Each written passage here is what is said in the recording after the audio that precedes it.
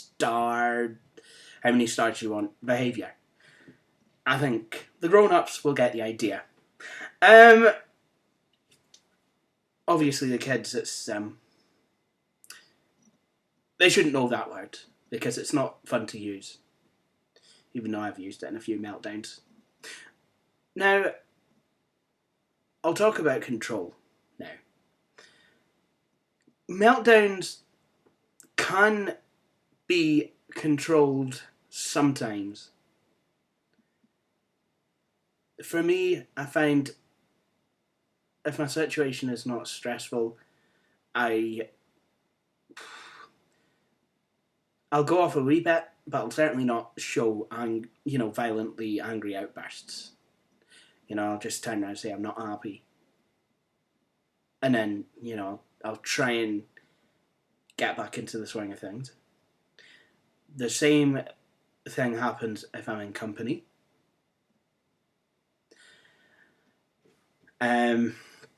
If the right sort of company, like, got friends with me. Also, a lot of the time though, when I am stressed, if I'm really stressed out, and something goes wrong, that is it. I hit the roof. And like I said, I have been known to cause damage in meltdowns. Not only to mine, but sometimes to other people's property, and that's no fun. But I'll give you an example. I've been through a lot of mice and keyboards. Most of them, not all, but most of them were actually due to the fact that, I took meltdowns and ended up smashing them.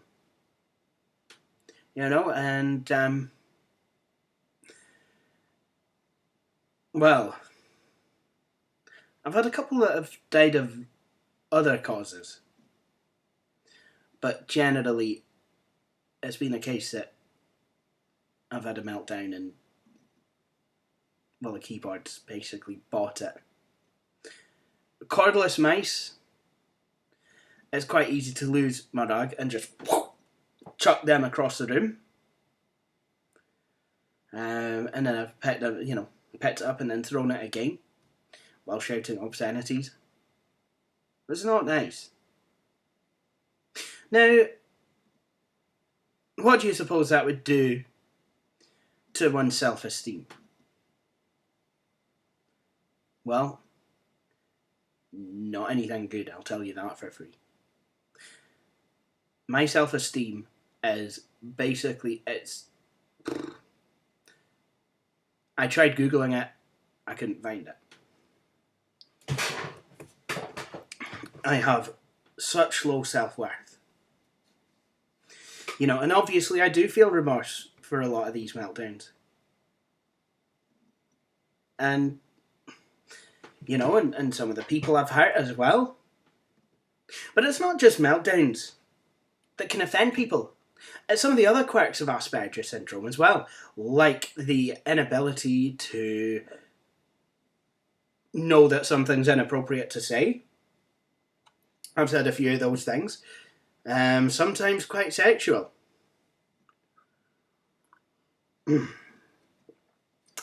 Not least when we were having double glazing fitted, and I was sat on the PlayStation, and I'd seen a couple of episodes of South Park a couple of days previously, and I basically asked my mother what something was. It's basically, it was a toy. I'm not going to say the word, it could be kids watching. It's a toy that mummies and daddies like to use that's not for the kids. Kids aren't allowed near it. And unfortunately, the name of that toy is, it's an offensive word. In fact, the whole thing is offensive. And I asked my mother what one of these was in front of this poor window fitter. Obviously, we're probably going to have to get a new Wendy if he dropped it. But I mean, he was shocked, and obviously my mum handled the situation really quite well. She's like, "When have you heard this word?" And I'm like, "Oh, South Park." Well, I told you not to watch it, didn't I? I would ask, but I'd ask your brother what it meant. And obviously, my brother, he also knew how to blend off a situation, because he told me that this thing is a cat. No innuendos or anything. I mean, he literally told me it was a cat. The things on four legs with a tail that go meow. A cat. A feline. And, yeah. But I mean, I've also, I can offend people. People can offend people by standing way too close. That is really... that was always on mine. I couldn't find the right distance. And, when I used to go to a school for the visually impaired. That shut down when I was 14, and we all transferred to a mainstream school. And while I was in that school, I obviously didn't know the social norms. I'd not been around fully neurotypical. Well, I've been around, people who, were quite, had, as well as visual impairment, other kind of learning disabilities, and things like personal space. And I just didn't understand the meaning of, you're crowding this person. I was like, how can I crowd a person? I'm one person. I'm not a crowd. I'm just the one person. Okay, I'm massive, but no comments, please. In fact, there will be no comments. But how can one person crowd another person? Getting too clingy, well, get out of my personal space. These things just used to go over my head.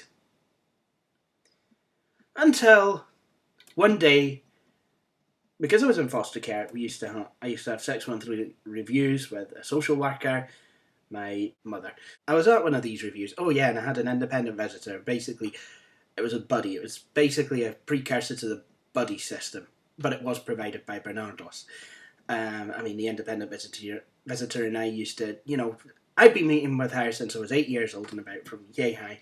And, we'd been going to places like, kind of museums. I love museums. Even now as an adult, I love museums. Love them. And other places, places of interest.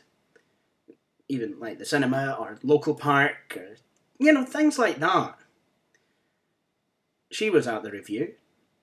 And then, my social worker at the time was, it was alright, but as a social worker, I've had better. In fact, I had better after he left. I got a good guy called Barry. He was from London. He was amazing. And if he had my phone number now, I bet he'd still be in contact going, "Hello, Jay, how's life treating you?" It's Barry. He was a good guy. But at this review, the whole idea of personal space was brought up, because the former deputy head of the special school, who became the head of the VI base at the mainstream school, was there, and I just felt like everyone was ganging up on me about it, and I didn't even know it was a problem. So obviously I got really self-conscious. So, for a while there was the awkward moving away backwards dance that I would do. It's like, oh, crap, I'm in your personal space. Just put it in reverse and fly backwards. That could be awkward as well. But obviously I just didn't know. And they weren't very subtle about telling me about it either. So, obviously that made me self-conscious. And as well, being at this mainstream school, there was, a lot of my other idiosyncrasies. It offended people. And the more I tried to suppress them, the more they got out. And, I was always one for, another thing about Asperger's is it's black and white, This was at a time where I would reformat and reinstall a computer just because, well, okay, not for really simple issues, but, I would reformat and reinstall a computer for issues which I could now sort out without having to do such a thing. So obviously, I thought, a new start would be good. New start. And she'll tell you what, never worked out. Trying to hold in things like meltdowns, trying to not say inappropriate things. One of my catchphrases now is, I'm sorry, I hope I've not offended you. And what makes me really sick is that when I do offend some people who I've previously said that to, and who obviously know that I'm self-conscious about offending people, it changes then. It's like, oh no, it's not easy to offend me too. Well, you're just, whole string of abuse headed in my direction. About how I'm just, self-absorbed and, things like that. Anyway, this brings us nicely on to depression. And we're only 38 minutes in, which I think is amazing. Nonsense. Right. For this bit, I am actually going to read from another website, but I am going to put in more interjections. This is actually from the National Autistic Society's website, the UK one. There is a Scotland-specific NAS. It's like the normal NAS, but just kind of more awesome, really, because it's Scottish. Yay to Scotland. But this is from the National Autistic Society UK's website. And the full article is called Mental Health and Asperger Syndrome. The URL is www.autism.org.uk/working-with/health/mental-asperger-SC_LANG=EN-GB. Naturally, you've all remembered that. Access date, 25 minutes past 2 on Saturday the 18th of August. Look, this would all be written down if I was doing this as an essay. It's kind of like, it's kind of a hark back to my university days. When I was, including things off of websites in essays. I'm supposed to, I don't know how to speak in italics, but I'll try it anyway. National Autistic Society UK, copyright. Let's see if I can go to the bottom of the page. I can't find a copyright date. How's that for speaking in italics? Okay. Introduction. It says, people with Asperger Syndrome, or autism, are particularly vulnerable to mental health problems such as anxiety and depression, especially in late adolescence and early adult life. Ho-hum. And that's from Tanton and Presswood, 1999. Ghaziuddin et al. You pronounce the T if word is followed by a vowel. Never mind. 1998 found that 65% of their samples of patients with Asperger syndrome presented with symptoms of psychiatric disorder. However, as mentioned by Howlin, 1997, the inability of people with autism to communicate feelings of disturbance, anxiety, or distress can also mean that it is often very difficult to diagnose depressive or anxiety states, particularly for clinicians who have little knowledge or understanding of developmental disorders. Similarly, because of their impairment in non-verbal expression, sorry, I don't like that. I like to use what I call the Rudy Simone route and call it pre-verbal. Because I just, who's to say that they're always not going to be able to speak in any which way, like that lassie with the laptop. So I'm gonna replace all of the non-verbals here with pre-verbals, if that's okay. If it's not, that's my video. Particularly for clinicians who have very little knowledge or understanding. Similarly, because of their impairment in pre-verbal expression, people with autism, or Asperger Syndrome, blah blah blah, may not appear depressed. And that's from Tantum 1991. This can mean that it is not until the illness is well developed that it is recognised with possible consequences such as total withdrawal, increased obsessional behaviour, refusal to leave home, go to work, college, etc., and threatened, attempted, or actual suicide. Aggression, paranoia, or alcoholism may also occur. Now, I have to be honest, out of all those, I have displayed increased obsessional behaviour. I've been unable to leave my home. And of course, anyone who knows me knows that I've been aggressive. In fact, a lot of people who don't know me know this. And I suppose I've also been paranoid. Alcoholism, well, I used to indulge quite a lot in alcohol back in 2008 when I was depressed and living in Hull.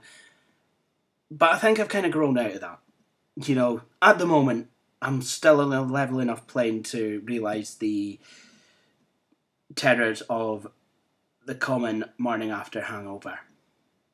And I pray that I stay that way, because hangovers they're unpleasant. And to be honest, alcohol is not going to solve anything. In fact, that is a depressant.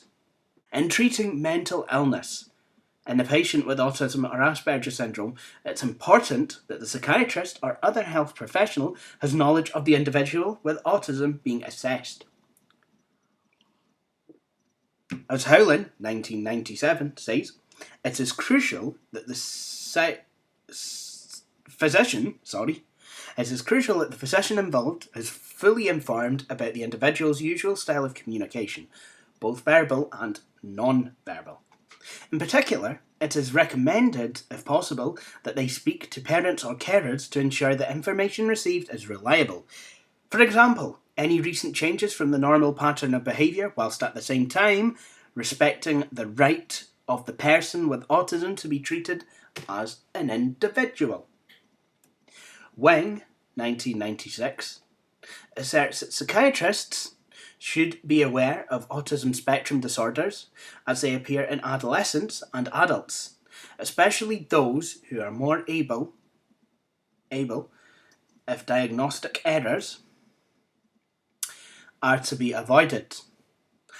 Atwood, 1998, also stresses the importance of the psychiatrist being knowledgeable in Asperger Syndrome.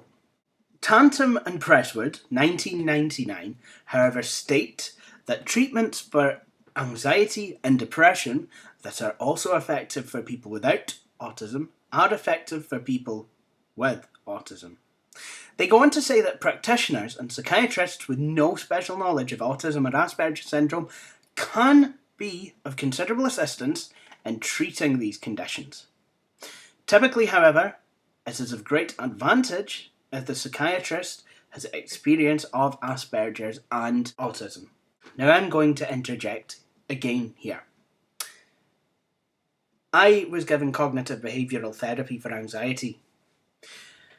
Now, I don't know, the doctor who treated me had knowledge of Asperger syndrome, but to be honest, I found the treatment was not really successful, and the whole thing was patronising, and to be honest, I feel a lot more needed to be done other than the weekly sessions and homework in order to be able to help me overcome anxious tendencies, It's me being out of my comfort zone with no outside support.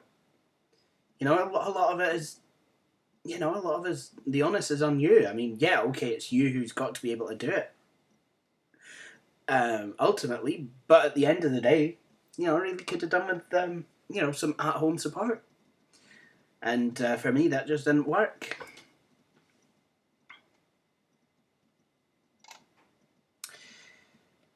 Here, we concentrate on mental health in people with high-functioning autism or Asperger syndrome, although references will be made to autism per se where appropriate.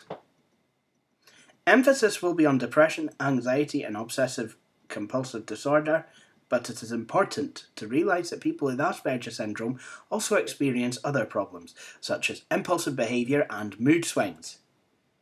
To date, there has been little research in this area, but as Carpenter, 2001, found, these can be sometimes incapacitating. Treatment can include conventional mood stabilising drugs. Ooh, lovely.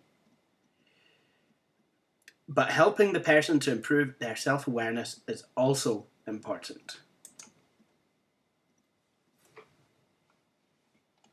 Now we move on to actual depression. Depression is common in individuals with Asperger Syndrome, with about 1 in 15 people with Asperger Syndrome experiencing such symptoms. Tantum, 1991. People with Asperger Syndrome leaving home and going to college frequently report feelings of depression as demonstrated by personal accounts that can be found at www.users.dercom.co.uk/tilde/cns/index.html.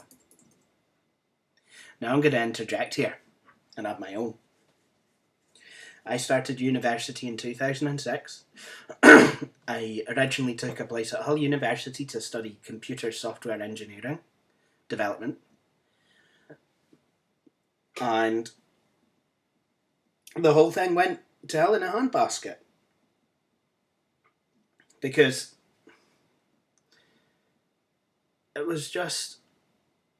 I didn't really make many friends. The whole moving experience was really quite stressful. Lectures became quite difficult. And to cap it all, my laptop computer broke down. I mean, that was the least of my problems. You know, I got that replaced through my disabled students allowance. However, you know, I had to cope with a lot of things. Oh yeah, and money management was also thrown in there, just for good measure. But I mean, I was wanting to make friends because, again, I don't like being on my own. And that just didn't happen. And yet when I was at university, the expectations had been built up to that level. You know? And it was... I remember going to an open day with my school to a local university, and there was a woman there who was, I don't know if she'd just finished or was at university, and she turned around and said, "You're going to make loads of friends at uni. You're all going to be so desperate to make friends that you'll bump into someone on the corridor and that'll be it. You'll have a new friend." Me, being a complete aspie, took this literally. I mean, I knew I wasn't going to be able to bump... Well, actually, I did think that I would make new friends instantaneously. And to be honest, that is not how it goes. My freshers week at Hull was far from perfect. Basically, I ended it on a meltdown, which was nice. Not an angry one though, but this was an emotional one. This is even better. It was horrible. I embarrassed myself. I cringe now when I think about it. And as the year got on, just things got worse and worse and worse, and then in the end I failed half of my exams. Had to redo them. Failed one of them a second time round. Then had to do second year with a bigger workload. Second year was a step change from first year, plus I had to do an extra module that I had failed twice in first year. And of course, the friend situation wasn't getting any better. I was still spending a lot of time in isolation. At least this year, you know, in the second semester, I had cash. But to be honest, you know, in the end, you know, I was having things said about me like, oh, I can only cope with Jay for a couple of days at a time, and nobody likes you. Don't become a student rep because nobody likes you. And in the end, I sent a nasty email to the Students' Association threatening violence against anyone who didn't accept me for who I was if the Student Association failed to ban them. And then I sent another email to the head of the department saying that I was an affront to said department. To which he says, "Come and see me in my office on Monday." Anyway, let's go back to this. Obviously, I'll tell you how the story ends. I go visit my then girlfriend up here in Aberdeen. love it so much that I decide I've got nothing to lose at Hull and I move up here instead. Unfortunately, then we split up and now I'm still back in isolation. Just brilliant. However, as one young person also said, I also had to deal with anger, frustration, and depression that I'd been keeping inside me since high school. With you on that one, pal. A study by Kim et al. In 2000 also found depression to be more common in children aged from 10 to 12 years, with high speed, probably getting tired now, with high functioning autism and Asperger Syndrome than in the general population of kids of the same age. Depression in people with Asperger Syndrome may be related to a growing awareness of their disability or a sense of being different from their peer group, and or an inability to form relationships or take part in social activities successfully. Personal accounts by young people with Asperger Syndrome frequently refer to attempts to make friends, but, and I quote, because the article quotes, I just did not know the rules of what you are or were not supposed to do.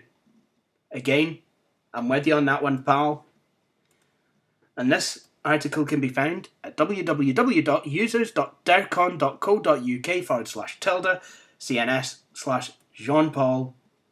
That's spelled JEANPAUL.html.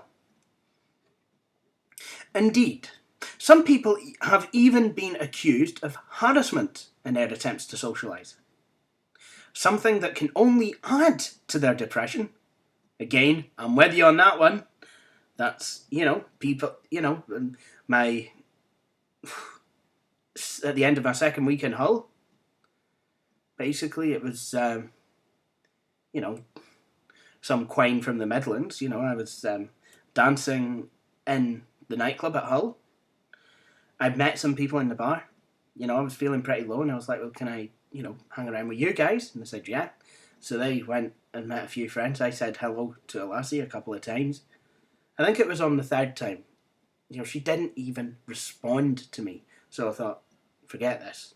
Anyway, we all moved to the dance floor, which, it was kind of like, it was, just past the midnight hour. It was, well, not New Year, obviously, but, it's just past midnight, and it was, obviously it was, getting cramped, and, you couldn't move. You really could not move.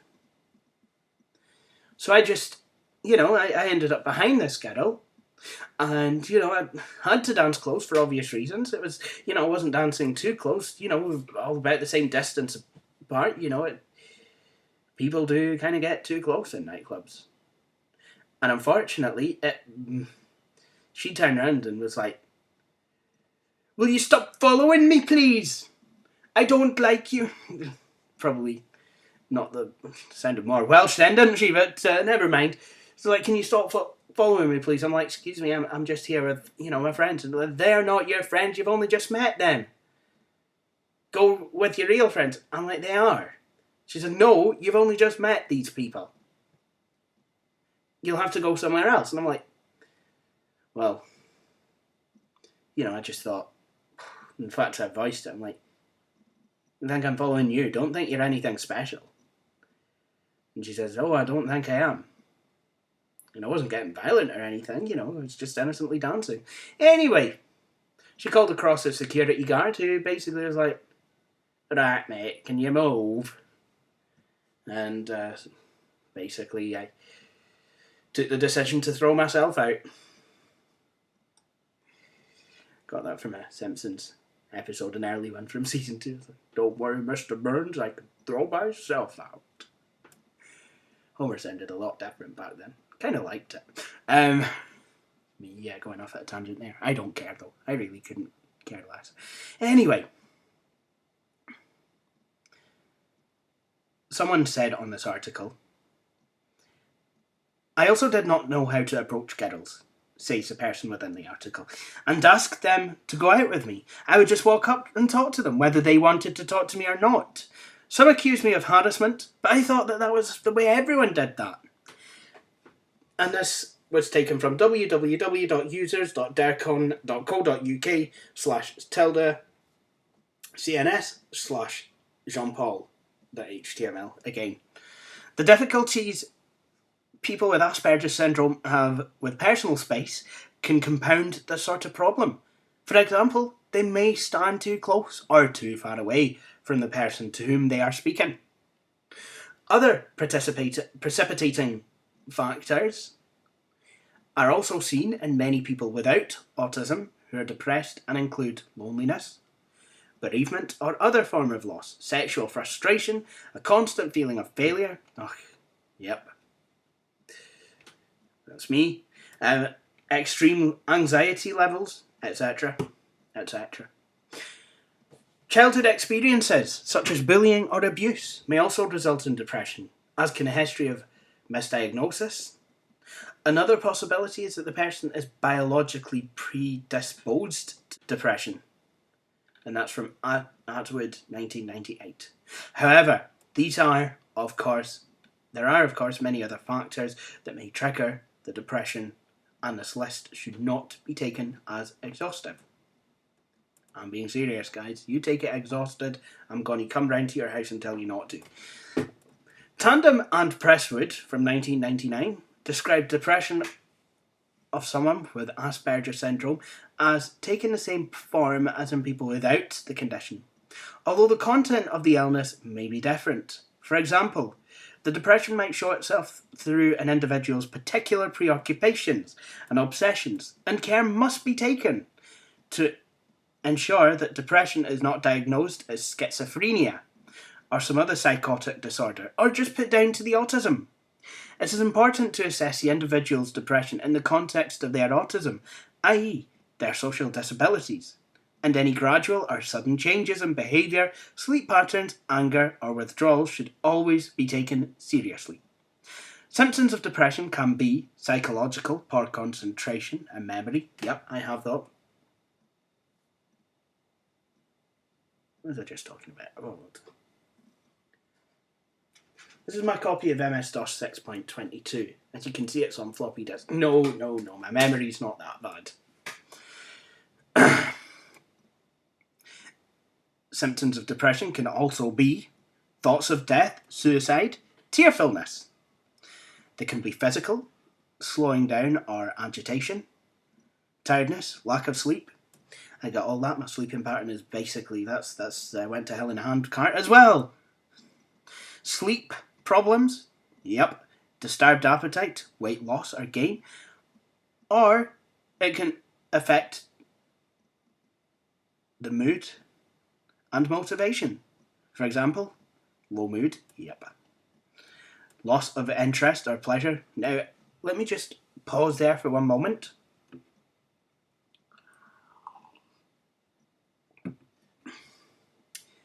I remember just after I got out the police cells. And I've always been really interested in games consoles. Now one day, I'd been working on Forza Motorsport 3. I'd got a library of cars. I was doing quite well. One day I think I went to play on it. I had 10 minutes and I couldn't play anymore. And that really frightened me. I could no longer remain interested in games consoles, which really were, at that time, the one thing that I was deriving some sort of joy out of. I couldn't read anything. The only thing I could really do was watch DVDs or go on the computer on Facebook or stuff like that. Those are the only things I could really do. And even then, it kind of got to where I would only be able to, even with the DVDs, I could only watch for 10 minutes. And it just kind of became where I was on the computer, not messing about doing geeky stuff. I was just literally on the computer on Facebook. And I think the only thing that I could really watch to its fullest extent is The Simpsons. even The Sims 3, which could basically have me, you know, working through the night and not even realise it at one point. You know, I could be looking out the window and it'd be daylight. I'd look out and it'd be kind of twilight, and I'd be like, wow, where did the light go? And then I'd look out again, it'd be dark, and then I'd look out again and it'd be light. That was just no more. Yeah, I could only play for a wee bit. And it's kind of been like that for a year. And I mean, I'm gradually getting my interest back. You know, I started getting it, you know, thanks to Billy Carr, I got my interest back in old computers. You know, and I've basically just been using that to try and pry out, you know, concentration. Because I made a mess of my final year at university, thanks to my depression. And now, you know, I do have interest in, like, you know, making videos, working on old computers, and, you know, I'm getting my gaming interest back. You know, I was playing for quite a while on the Toshiba 2130 CS. That's why I was so happy about it. Because I was just able to sit and game with it and enjoy it. Not done that for quite some time. The only game I've really properly derived enjoyment out of is SCS Entertainment's Bus Driver Simulator, which appeared on the Mac App Store about a year ago. You know, for some reason, I really like that, and I've got another bus simulator. I mean, I bought it out of game, you know, I'd seen it a couple of times, and one day I just went back in and bought it. But then I got, that was for Windows, so I got a Mac one, and, you know, I was able to play that, and then I was able to, you know, I got the Harry Potter set, Stephen Fry, audiobooks. I've got all the books, but I got the audiobooks so I could do other things while reading them. And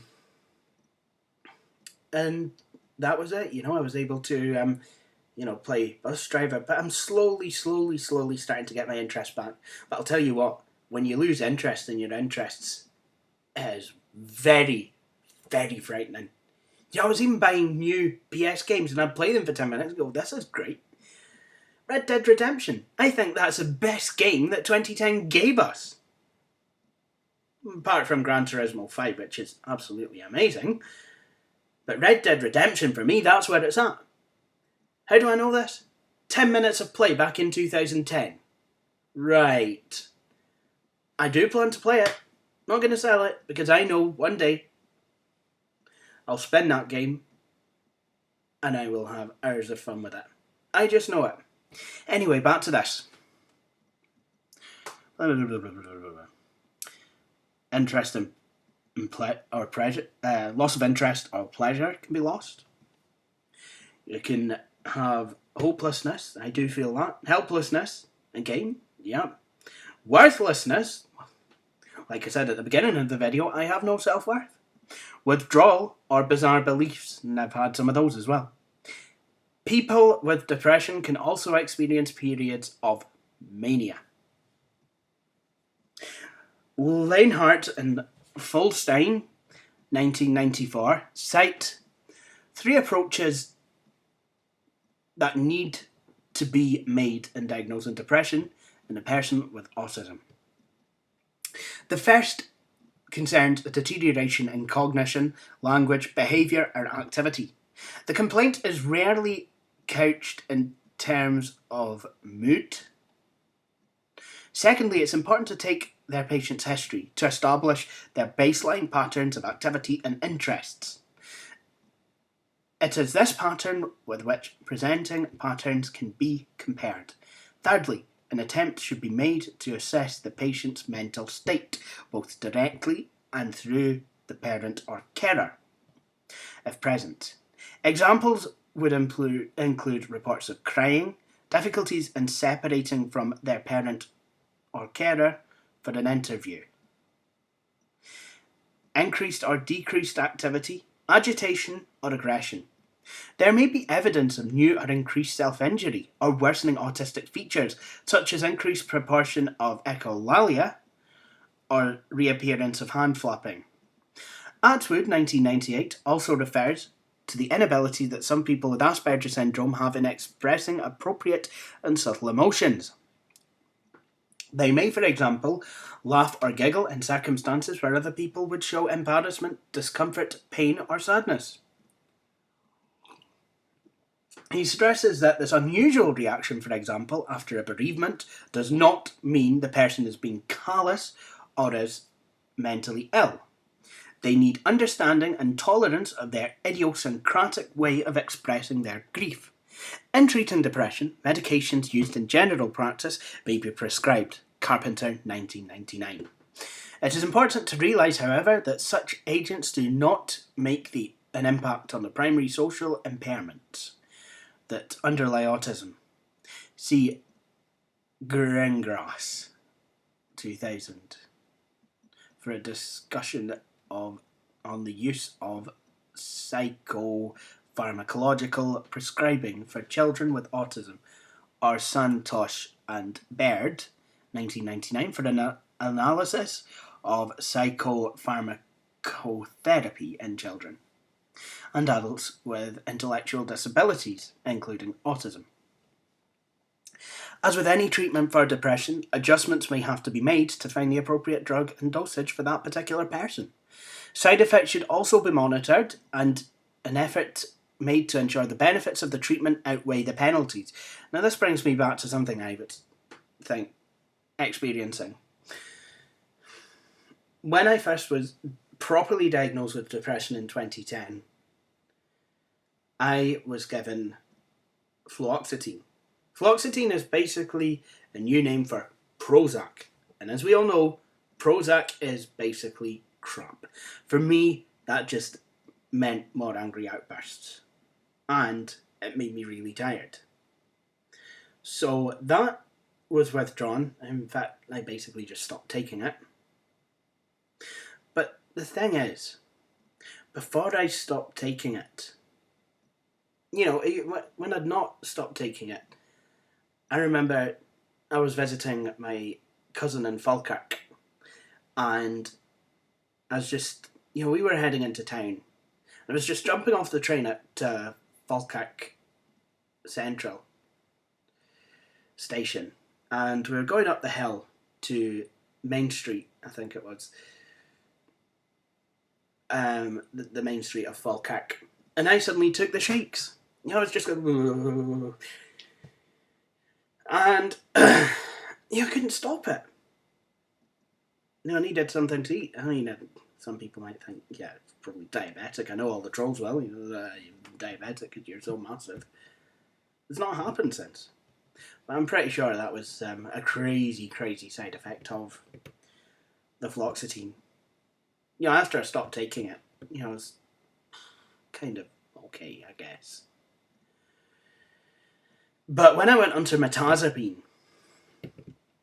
the doctor put me on mirtazapine in October 2010. And, well, the effects were seen from the start of the course of that medication. That is basically a sleeping drug come antidepressant. It's basically one of these multifunction things, because I said my sleeping pattern was bad. I remember I went to bed at 7 o'clock on a Monday night and didn't wake up until 4 p.m. the next day. Okay, I probably had a couple of hours up, and that was me. I wasn't waking up until 4 p.m. Basically, I kept missing classes. And when I could make it to class, I was feeling really drained. I was no position to learn. And I remember one day I made it to class. I just felt agoraphobic. I had to leave. So when I did go to sleep, I was having awful nightmares. And that would... I mean, I see sleep as being like my only sanctuary.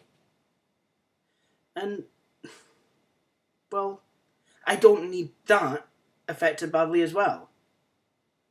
I had some really odd dreams, and it was... I really didn't like them. I'll just say that. Anyway, back to this. It is also important to identify the cause of the depression, and this may involve counselling. See below. Well, don't see below, because... yeah. Social skills training or meeting up with people with similar interests and values. And I like how this article is ended, because it is ended on what I know to be effective. Meeting up similar interests and values. Basically, it all comes down to this: I need company when I'm feeling this way. Anyway, this video has dragged on way too long. If you're still watching it now, I'm glad I've managed to hold your attention to the end. And I hope you've not cheated by just having this video running in the background on mute. But thank you for watching anyway. I really appreciate this. I really appreciate if you have. Because I've said a lot of heartfelt things on here. Probably things that wouldn't normally be suitable for the internet, but unfortunately I graduated from the school of didn't really care. Anyway, thank you for watching. I've said that about 1 million times now. Should be a wee counter on the screen, but there probably won't be. Please subscribe. Instructions on how to do so will follow in the usual way, i.e. through the end credit sequence. And please stay tuned, subscribe, and stay tuned for my next videos. Thank you.